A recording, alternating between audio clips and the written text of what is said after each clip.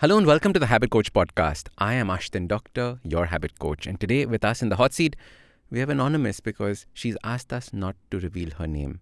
But the question is like this. I recently found out my spouse was cheating on me for the past 10 months. And now my partner is asking for forgiveness and wants our marriage to work. I'm thinking of giving a chance because we have a baby together. But I can't trust my spouse anymore as he was caught and not that he told me about it. How to forgive, build trust, and heal myself and our relationship from infidelity. Especially when I'm traumatized after watching the intimacy video of my spouse and his partner with whom he had an affair. Now, my God, this is something that is big. It is traumatic. And the first thing that I would tell you is don't try to recover from this fast. The worst thing that you can do is try to speed your recovery through everything, saying that, everything's fine, everything's fine, everything's fine. Instead, I want you to first realize that having a relationship that goes through infidelity like this, that goes through a sense of betrayal, is very, very important to understand that you are probably going through something called grief right now. Grief is when a part of you dies, when a future that you had imagined dies, when a particular mindset that you had of the world around you dies. We normally think of only grief when it comes to people passing away, but actually grief plays a role when it comes to things like breakups as well, when it comes to infidelity among spouses or partners. So the first thing to understand is that there are 5 stages of grief, and I'm going to read them off my phone so that I don't miss out any of these. The first step is denial. Denial takes place when you suddenly find out about it and you're like, no, it can't be. Him? Really? No, impossible. There must be some mistake. There must be something wrong. It must be somebody pulling a fast one on me. There must be some mistake here. Denial is the first stage of grief. The second stage of grief is anger. When you realize that what you just witnessed, saw, was actually true. And this is when you can't express the emotions that are inside of you, which is why anger comes out. When you don't know what is there but to fight or flight. When your adrenaline kicks in.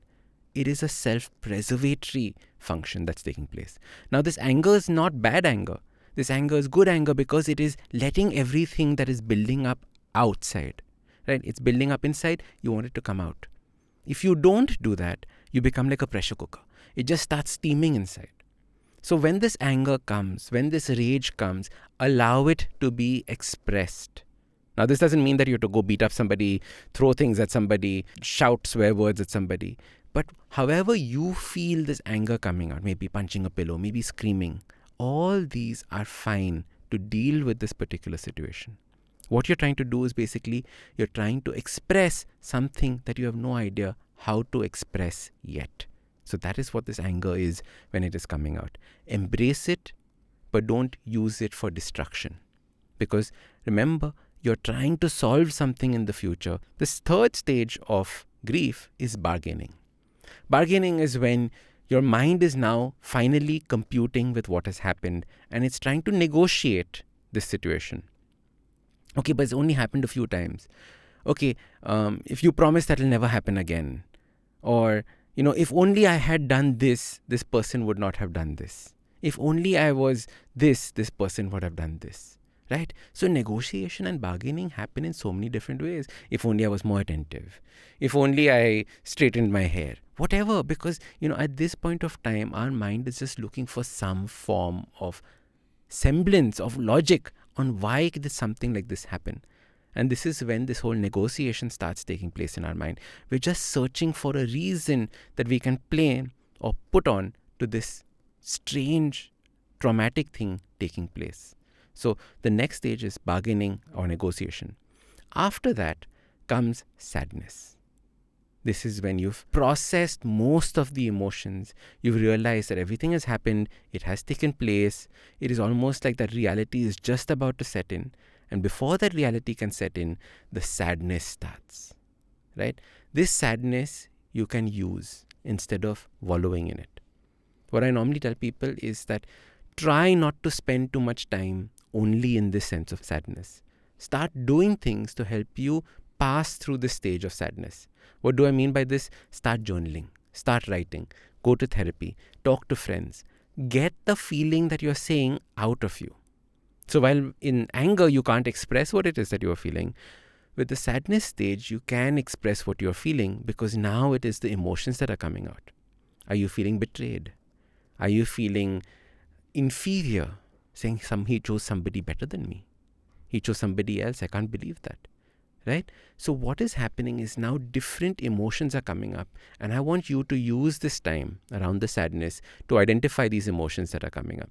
The final stage of grief is acceptance. This is when you've gone through everything and you're like, okay, it's all happened. I accept everything that was supposed to happen has happened. What do I do now? And it is that stage of what do I do now? So the first thing that I would say is go through these 5 stages without trying to rush through them. Appreciate them, express them, take a few weeks, take a few months, take as long as you need. But make sure that you're constantly making progress and making the right habits at each of these stages to go ahead. Like I've been sharing a few habits through these stages. With the anger, shouting at a pillow. With the bargaining, searching for logic. With the sadness, journaling, talking to a friend, going to therapy. All these are small habits that you can start practicing now to help you out through this process. Finally, after all this is done, you want to move ahead in your life. You have 2 options. You can be with the person or you can leave the person. Now, when you choose to be with the person, choose why you want to do that. You want to do that because you have a family together. You want to do that because you want to support each other. You want to do that because there's probably still love there. What is important is that while there might be love, while there might be care, the trust has been damaged and the trust has gone away. So first, understand what trust is. And we did 2 full podcasts on trust with Stephen M.R. Covey just last week or the week before. So do listen to those episodes. However, those were understanding trust from a business point of view. The same principles apply to our relationships as well. The first aspect of trust is being clear about what it is that you expect from each other. What is your parameter of the way that you're going to evaluate your relationship going forward? Now, my trust in you as a person who will not cheat on me has gone away. But do I still trust you to take care of the family? Do I still trust you to be a good parent? All those things are things that you need to discuss. And what is your definition of a good parent? What is your expectation from that person? Very often, couples, and I'm saying this after speaking to many couples, very interestingly, after a stage of infidelity, the relationship actually becomes stronger because the communication becomes stronger between the two. Now, this is something that is very convoluted. Are you saying that all relationships will go to infidelity? No, that's not what I'm saying. I'm saying that your communication needs to be much more better. Now, how do I mean by communication needs to be better? The first thing is that you need to spend a lot more time talking about things apart from just your daily chores. No, communication is actually sitting, talking, and seeing the other person, being with the other person, acknowledging their presence. So communication is what I'm asking you to do. The second thing that you do when you're communicating is you always talk about your expectations and how they're being fulfilled. Now, I've done entire podcasts on creating what are called relationship reviews, just the same way that you have reviews at work, where every 3 months you do a review. In your relationship, every week or every 2 weeks you do a review. Am I happy with the way things are going? What are the things that I would like you to change? What are the things that I'm willing to change? What are the things I'm not willing to change? All these things are important when it comes to communication. The last thing when it comes to communication is about creating what we call a safe space. A safe space is a place where the person can come and tell you anything without the fear of being judged and without the fear of it being used against that person in the future. Now, both of these are very important things. And I think that all spouses, all people in relationships need to make this promise to themselves that whatever you tell me, I will never, ever use against you. I will never use it to damage your self-esteem. I will never use it to make you feel small. When we're having a fight, I will never bring it up. These are promises that you need to make so that people can be open with you. People can share. You know, that people who come to me and tell me that, Ashdin, I'm telling you this, but I've never uttered this to a soul. I've not even told my wife about this thing that has happened to me. And when I ask them why, they're like, she will use it against me. She will think I'm weak. She will make sure that she uses to make me feel I'm weak. Now, these are the problems that people face. When you said something that I found out and he did not tell me, this is a clear way of thinking about a safe space. Now, I'm not saying this is your fault, so don't think about it in that context at all. I'm saying that the idea in relationships is to create as safe a space that even if he did something like this, he would feel comfortable to come and share it with you instead of you finding out this way. And that is the goal for having our relationships going forward. So, coming back to what we were saying, the first are understanding the 5 stages of grief. The second is improving your communication and having an honest conversation of where you go from now onwards. What are the steps that you're going to take? Just because he cheated on you once does not necessarily mean that he'll cheat on you again. So are you willing to step up to that plate of trust again? Or are you willing to say, fine, when it comes to relationships like this and our physical contact, I am not going to trust you on this, but I'm going to trust you on these other aspects of our life. And you choose the kind of relationship that you have with this person going forward. There are so many different forms of relationships that are now being experimented with. There are polyamorous relationships. There are ethically non-monogamous relationships.